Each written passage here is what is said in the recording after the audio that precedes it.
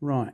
If I can remember where I left off, my last video, I was saying that, you know, a player like Magnus Carlsen might go off piste in as much as he might, within 3 moves, go into virgin territory in chess, whereas many others might not.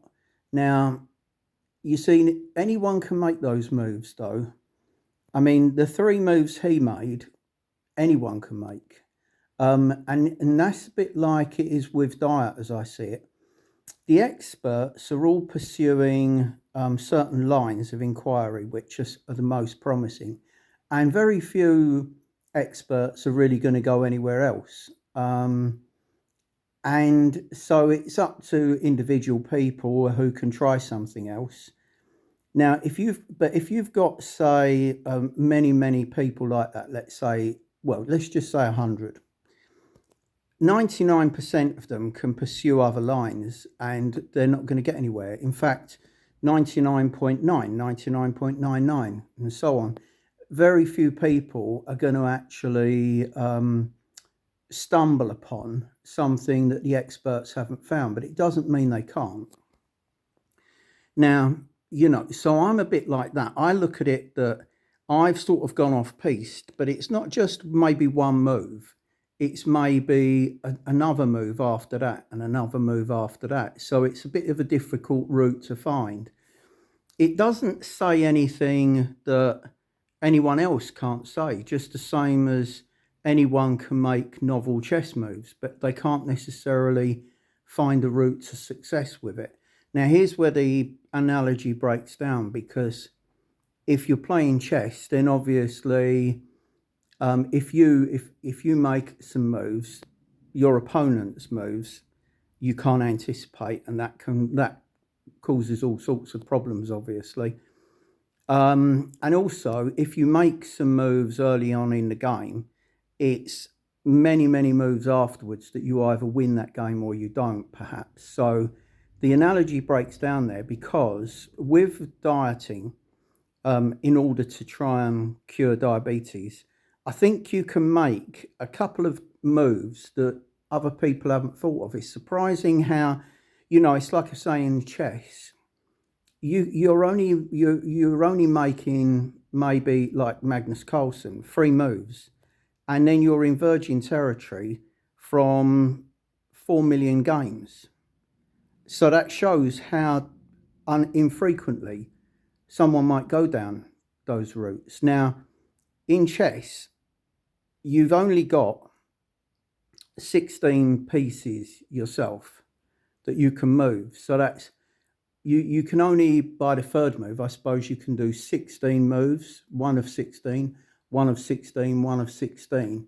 So 16 times 16 times 16, that's how many different possible moves you can do. But in the opening game, that's not even true, because a lot of your pieces you can't move. You wouldn't be able to move any of your back pieces apart from your knights, or horses, or whatever they're called, because they don't leap over pieces. But that aside, the point is that if you're going to say, like, talk about the moves that can be made in diet, they're much greater.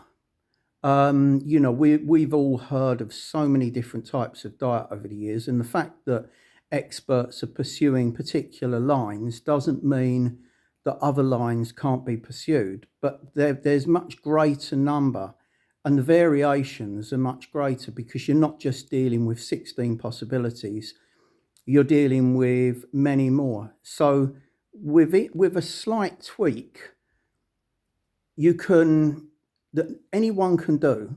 It's not difficult to do. It's just, will you find the answer? Now, but then you might see it again in chess. The analogy breaks down again, because in chess, the win is clearly defined when you checkmate the other person. In diabetes, it's always going to be a bit relative, because how one person whether the person can stick to the diet. Like I say, like if I can make something work for me, doesn't necessarily mean that someone else will make it work for them, because they might not even be prepared to stick to the rules I lay down. You can't really do anything in those circumstances. Even if they try to obey the rules, I suppose people might differ in the response of their body to those rules. So I say cure because I'm putting out adverts, especially when I put out the 15-second ones, these shorts that are to attract attention to this site. Because obviously you haven't got a lot of time to go into it. But if I was going to try to offer my solution, my cure, to someone, and they was going to pay me for it, then I would be sitting down with them beforehand. This is all planned, but it's like in my head. I would need to discuss things with them for probably an hour or two or more, maybe over 1 or 2 sessions, 3 sessions, until we come to an agreement. The person only pays the money if they think I could offer them the solution, and I explain to them why I might have it, and so on it. But part of that process would be explaining that I can't guarantee anything. No one can with diets. But nevertheless, I think that the route I've found, you see, I think the problem with diet is making it work. Like, it's got to be something that most people can do. And there's no point in having some, like you could have, I could probably tell you, people could probably tell you, diets that have been shown to cure diabetes, but can many people stick to it? Unless you're completely obsessive about it.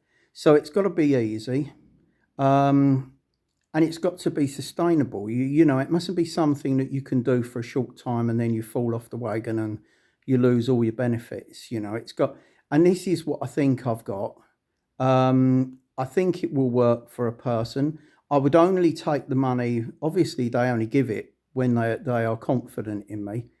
And I would always be I would always make clear to them that I can only give them what I believe is an answer, but I can't guarantee it will work for them. But that's all to be discussed with a person who is prepared to take the chance and try it, because I'm only, as I say, the idea of this whole of this YouTube channel is to try out a process in which I make no bones about it. I'm trying to make money, but I believe I genuinely have a product. If like someone was going to pay me a lot of money, they would want to have a certain amount of confidence in me, and I'd need to talk to them about it beforehand. That's all done probably off screen. This is mainly to sort of maybe, reach someone who's got, to my mind, anyone who's going to try this has to be rich, very rich. They have to be able to part with £10,000 and not worry about it very much. They have to be that rich. Not because I'm trying to cheat them, but because they're going to have to. This process is about taking a chance on me. This is where I would seek to give some reassurance in that, I would, before taking that person's money, they'd know where I am, who I am, and they could sue me if they wanted to or whatever. But if I didn't have a product, I wouldn't be doing this. But at the end of the day, you do have to have a lot of money, really, to take it on. I wouldn't want anyone I would reject anyone who came to me and said, I'll give you this £10,000, it's all I've got. I'd say, no, it's not for you. You've got to be rich for a start, very rich, where £10,000 you can afford to make a mistake, because I can't say for sure it's going to work for you. Nearly up to the 10 minutes. So Secondly, you've got to be a chance taker. You've got to be a bit of a gambler. You've got to go out on a limb. You've got to take a punt, really. Go by your instincts. Do you trust me or don't you trust me? That's what it's about. At the end of the day, I can't really give you anything. I certainly can't give you diplomas and proving my expertise or whatever, because I've told you I haven't got them. So it's taking a chance, really, and it's being part of a process. That this website is more about the process than anything else. For me, it's like to put out there an idea, a process, and see if I can get someone to participate with me, who will pay the money to find out. And then they would have to agree to keep the secret. There would have to be between us a non-disclosure agreement, so that then their progress, hopefully, is my advert for someone else to try. That's the basic idea. Anyway, that's it for today.